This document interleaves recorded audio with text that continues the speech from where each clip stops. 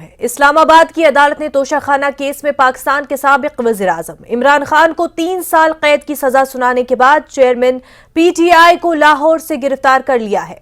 जराए का कहना है कि चेयरमैन तहरीक-ए-इंसाफ इमरान खान को लाहौर पुलिस ने जमान पार्क से गिरफ्तार किया। जराए के मुताबिक पुलिस इमरान खान को गिरफ्तार करने के बाद लाहौर से इस्लामाबाद मुंतकिल किया है। अदालत ने चेयरमैन पीटीआई इमरान खान को 3 साल कैद की सजा सुनाई और 1 लाख रुपए जुर्माना भी आयद किया। अदालत ने अपने फैसले में कहा कि अगर इमरान खान 1 लाख रुपए जुर्माना नहीं देंगे तो उन्हें 6 महीने की मजीद कैद होगी। इमरान खान को 5 साल के लिए इलेक्शन में हिस्सा लेने के लिए नाअहल करार दिया है।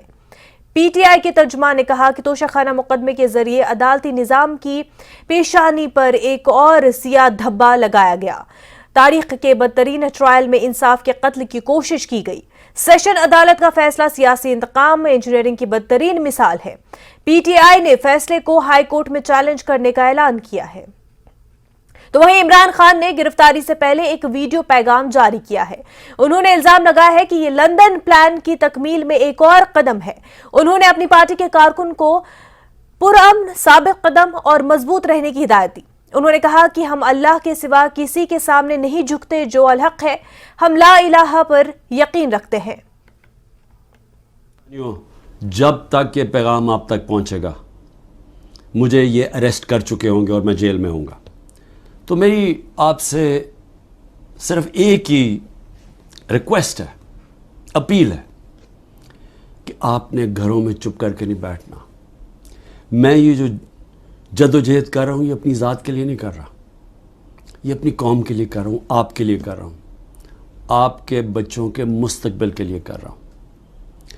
अगर आप अपने हकूक़ के लिए नहीं खड़े होंगे, आप ग़ुलामों की ज़िंदगी गुजारेंगे और ग़ुलामों की कोई ज़िंदगी नहीं होती। ग़ुलाम ऐसे होते हैं जैसे चूंटियाँ ज़मीन पे होती हैं, उनके ऊपर परवाज़ नहीं होती। और ये बड़ी ख्वाब का नाम था पाकिस्तान, नारा था ला इलाहा इल्लल्लाह। पाकिस्तान का मतलब क्या कि हम कोई इंसान के सामने नहीं झुकते। ला इलाहा इल्लल्लाह इंसान की ग़ुलामी से हमें आज़ाद करता है।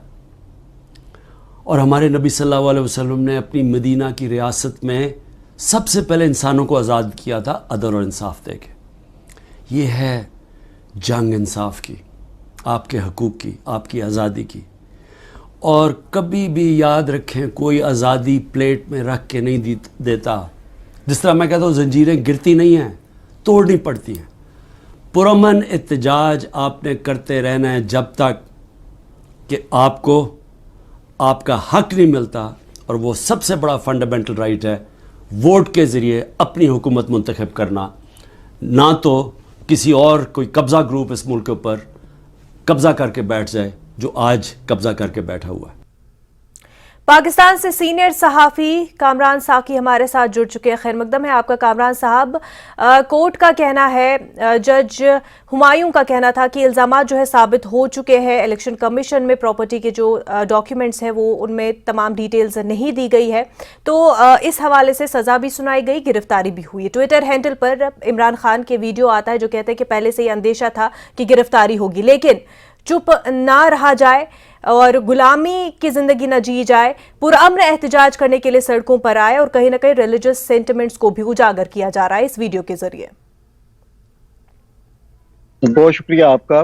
देखिए, ये एहतजाज की कॉल जो है वो उन्होंने दी होती, जो यहाँ पे बेरोजगारी का सामना है, जो डॉलर की वजह से अदम इस्तेहकाम और चीज़ें हैं, तो यकीनन बहुत सारे लोग जो है वो हमें सड़कों पे नज़र आते हैं। ये सिचुएशन 9 मई से पहले जैसी होती तो यकीनन कुछ लोग हमें सड़कों पे नज़र आते, लेकिन पूरे पाकिस्तान में इस वक्त कोई एहतजाज उस तरह से इक्का दुक्का वाक़यात के अलावा उस तरह से रिपोर्ट नहीं हो रहे। उसकी वजह ज़्यादातर वही है कि इमरान खान की अपनी जो पॉलिसी जो उन्होंने अपनी ज़ात के लिए कारकुनान का इस्तेमाल किया और जो वो बगैर मशावरत के खुद फैसले लेते रहे या गलत मशीरों की नज़र रहते रहे, जिसकी वजह से लास्ट उनकी गिरफ्तारी पे 9 मई का सानिया भी हुआ और उसके बाद की सिचुएशन आपसे छुपी नहीं है।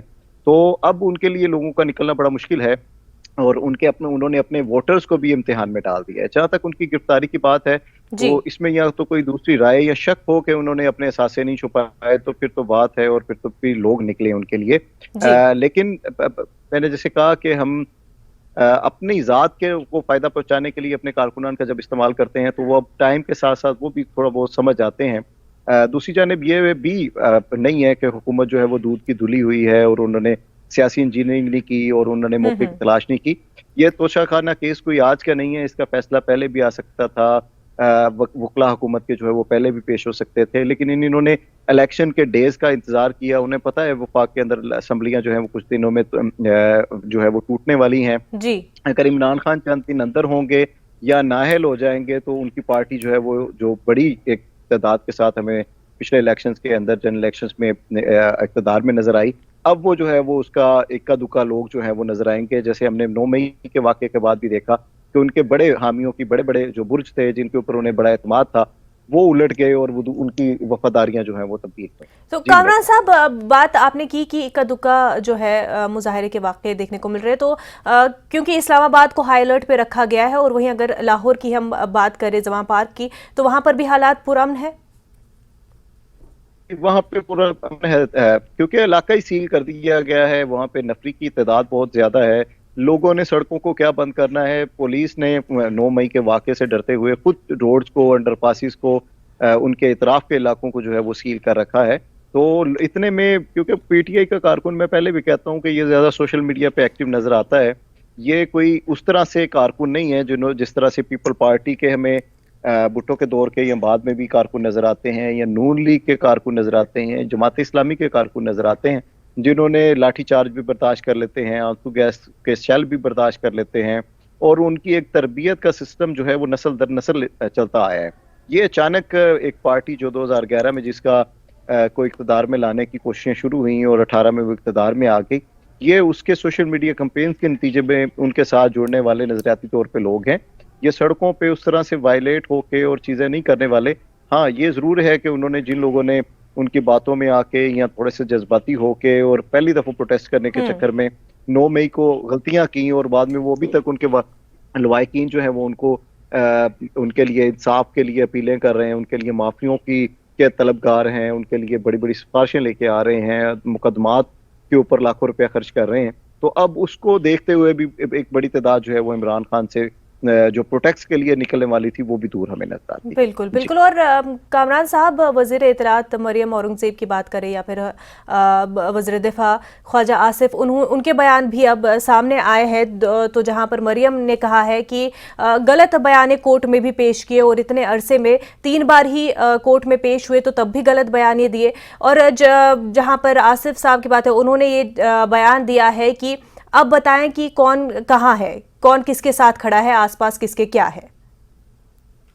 देखिए, ये मैंने जैसे आपको कहा कि इसमें कोई शक नहीं है कि उन्होंने गलत बयानी की, लेकिन इसमें भी कोई शक नहीं है कि मरियम नियाज के बहुत सारे आप इंटरव्यूज देख लें तो उन्होंने अपने एवन फील्ड्स और लंदर में जायदाद और चीज़ों के बारे में क्या कहा और उनके भाइयों के क्या बयानात थे। तो दूध का दूल्हा कोई भी नहीं है। जब उनके पास, इमरान खान के पास इक़्तिदार था, तो उन्होंने राना सनाउल्लाह समेत बहुत सारे लोगों को जो है, किसी की गाड़ी से चर्च बरामद हुई, किसी के शराब बरामद हुई, किसी के डॉलर बरामद हुए घर से, किसी के नैब में केसेस चलाए, किसी की प्रॉपर्टी को कोशिश किया कि जब्त हो जाए।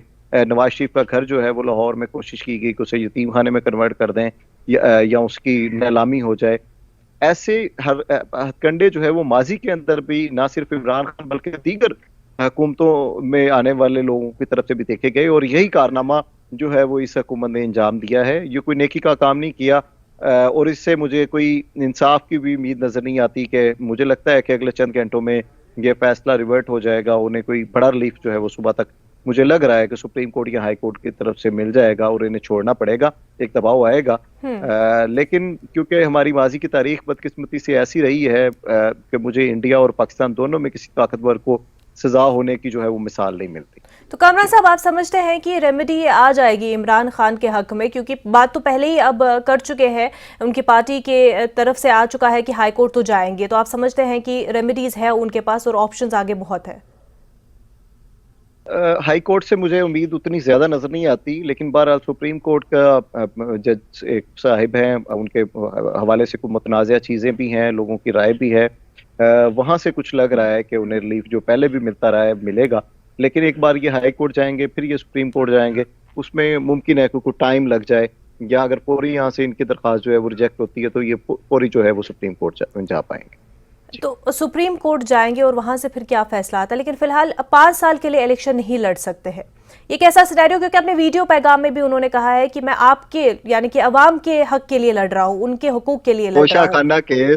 तोशा खाना केस क्या अवाम को देने के लिए किया था या उसे बेच के कोई ज़र मुबादला कमाना था जिससे डॉलर की कीमत ऊपर चली जाती और आम आदमी की जो है वो जिंदगी बेहतर हो जाती। उससे कोई स्कूल बनाने थे, उन्होंने तो कहा था कि मैं वजीर आजम हाउस, गवर्नर हाउस और इनके दीवारें गिरा दूंगा, यहाँ पे यूनिवर्सिटियां बनाऊंगा।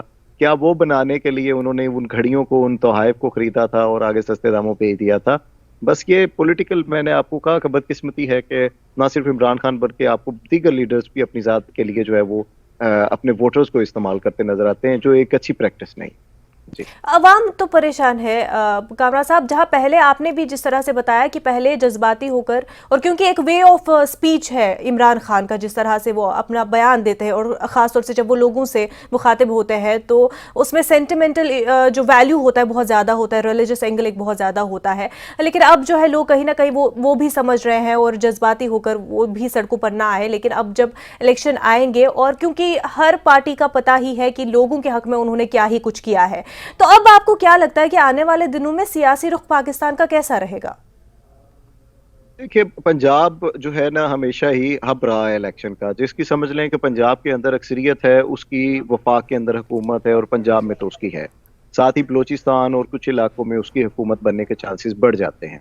कश्मीर का अगर इलेक्शन आज़ाद कश्मीर का उसके बाद हो तो उस पार्टी की हुकूमत वहां पे भी आ जाती है। यहाँ पे जो वोट बैंक है इसे समझना बड़ा थोड़ा सा टेक्निकल है। जी यहाँ पे नवाज शरीफ, इमरान खान का वोट नहीं है, यहाँ पे जातियात का वोट है।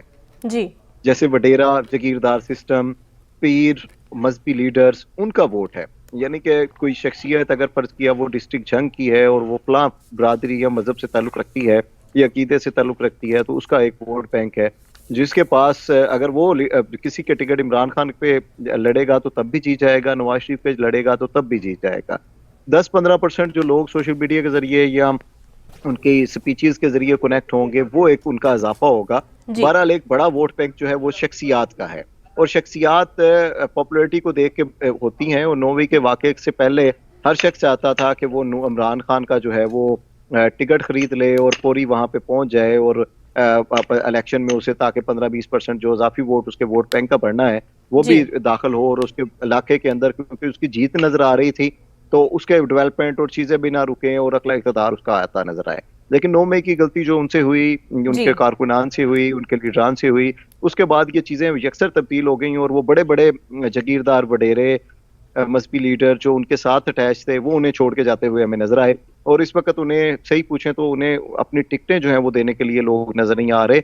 और आप देखेंगे कि अगर इमरान खान को कहीं से रिलीफ मिल भी जाता है तो ये 15-20 नशिस्तों पे खुद खड़े हो जाएंगे कभी अपनी पॉपुलरिटी दिखाने के लिए कि देखे जी मुझे बहरहाल वो एक वोट मिला है और इतनी सीटें मैंने जीती। तो सिंपैथी वोट कितना मिल पाएगा? और दूसरी बात ये कि 9 मई के बाद क्या इमरान खान के रवैये में और उनका जो एक पॉलिटिकली जो उनकी स्पीच होती है या एक रवैया रहता है उसमें कोई तब्दीली आई? आपने अभी जो वीडियो प्ले की इमरान खान की जो भी रिलीज हुई है उससे उसके लहजे को देख लीजिए और 9 मई से पहले के लहजे को देख लीजिए, आपको एक वाज़ेह फर्क आएगा। इसमें डर है, इसमें अपने साथ लोगों के ना होने का एहसास है, अपनी गलतियों का एहसास है, लेकिन अभी भी उनके पास सुधार का एक बड़ा अच्छा मौका है और था कि वो चीज़ों को बेहतर कर लेते। अदालतों को बराह रास्त खिताब उनसे करने से, मुखातब होने से थोड़ा सा गुरेज करते और चीज़ें करते, तो उनका थोड़ा सा एक कम से कम वो जो मुखालफत की वजह से या कहीं से भी कोई प्रेशर आ सकता था या लोगों को था यार ये बराह रास्त किसी को बुरा कह रहा है तो इसकी वजह से या हमें नुकसान न पहुंचे, जैसे 9 मई का गलती लोगों ने की इनके कहने के ऊपर और बाद में वो केसेस भगत रहे हैं और ये उसकी मजम्मत कर रहे हैं कि नहीं जी मैंने कब कहा इन लोगों को ये चीजें तोड़े, शोहदा की जो पॉइंट्स बनाए हुए थे उन्हें यादगारों को नुकसान पहुंचाएं और आर्मी तंसीबात पे नुकसान पहुंचाएं। तो लोग भी देखते हैं कि यार ये हमें खुद कह के और बाद में पीछे रिवर्स छोड़ा जाता है, तो इससे भी यकीन उन्होंने नुकसान पहुंचाया और अगर वो सबक ले लेते तो शायद आज हालात जो है वो और होते। बिल्कुल बिल्कुल। तो बहरहाल रेमेडी मिल पाती है कि नहीं और आगे उनके पास क्या ऑप्शन रह जाते हैं वो देखने वाली बात है। लेकिन फिलहाल जो है इमरान खान को गिरफ्तार कर लिया गया है, 3 साल की सजा उन्हें सुना दी गई है। कामरान साहब आपका बेहद शुक्रिया हमारे साथ बात करने के लिए।